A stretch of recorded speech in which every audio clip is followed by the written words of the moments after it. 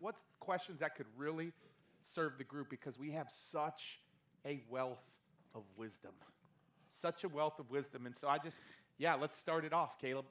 If this was your last night alive and you were with the people that you love the most and you couldn't give them any of your songs or books or podcasts or teachings, but you could just have one last conversation, what would be the things that you would highlight off the top of your head? Ooh, that's a great question.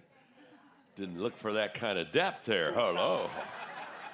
Well, for the next hour and a half, I would like to talk to you.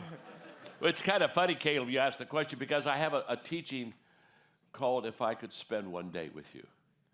And I talk about 5 things that I would like for them to, if I could spend one day with them in the whole thing.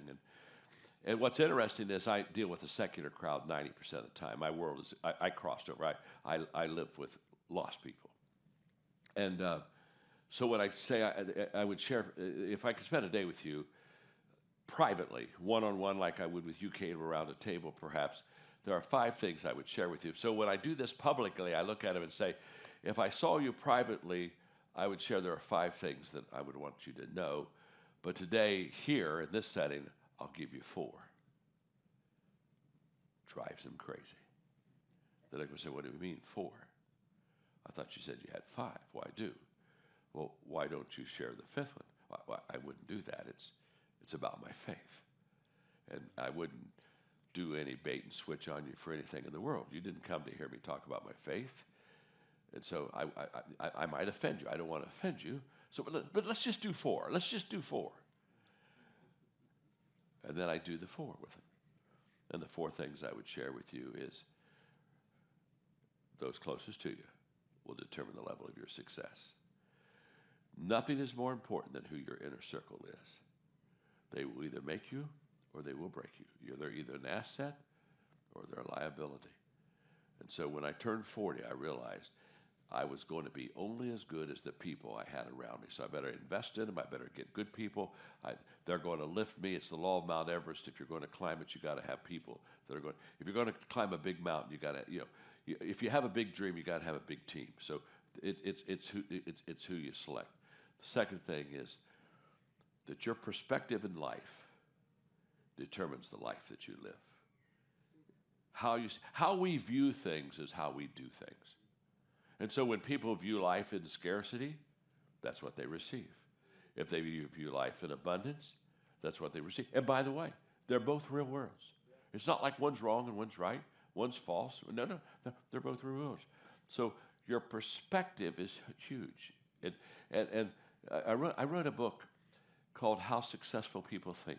The greatest gap between successful and unsuccessful people is how they think. I'm not talking about IQ. It's how they think. In that book, I identify 11 factors, thinking things that you need to do to be highly successful in your life. So it's absolutely huge those things that you do.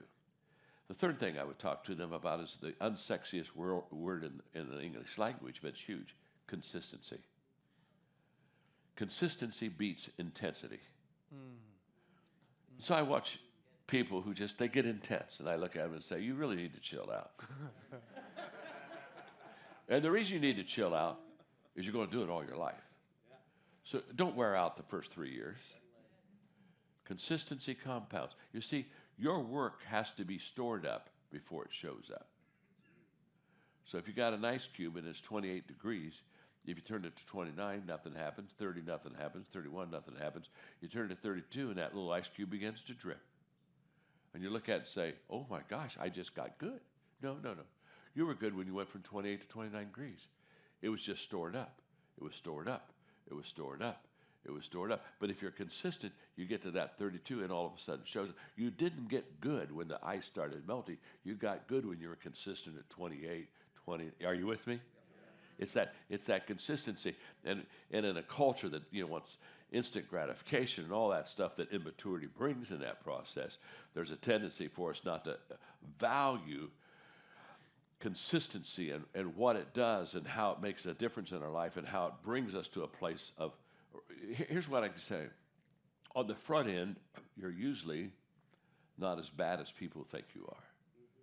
But if you're consistent, in the end, you're not as good as people think you are. There's a tremendous compounding effect. I'm in it. I'm in a compounding effect in my life, and every day I wake up and say, how is this happening? And, oh my gosh, and I can't believe it. Well, it's because, been sowing, and then one day this harvest just begins to be ridiculously off the charts. And the fourth thing I would say is that choice. The choices you make determine your success more than anything else. That's why I talked a little bit earlier. Be proud. Compliment your kids on their choices they make, not the gifts that they have. And I wrote a book called Talent is Never Enough, which basically says no matter how talented you are, you have to have the right choices to appreciate and develop that talent. So I'm constantly trying to help those four. Then, of course, fifth thing, Caleb, is my faith. Now, let me just tell you really a closer. Sometimes when I get ready to finish my teaching, I'll say, now, I didn't give you number 5, and I did that because I don't want to violate anybody here. But if you'd like to know about my success and my faith, which is rooted in my relationship with God, just take your business card and put the word God on it and hand it to me, and I'll call you. And wherever I go, when I'm done, people come and bring me cards. Let me tell you something. People are very hungry for God. I live in a lost world. They're extremely hungry for God. The problem is the church has made them angry instead of hungry. We've excelled in making people angry. Once they're angry, they won't get hungry. You better start doing high road leadership. You better start loving people unconditionally, no matter where they are. You better start constantly looking at people and bringing the best out of people, because that's how you draw it to them. So anyway, good question, Caleb.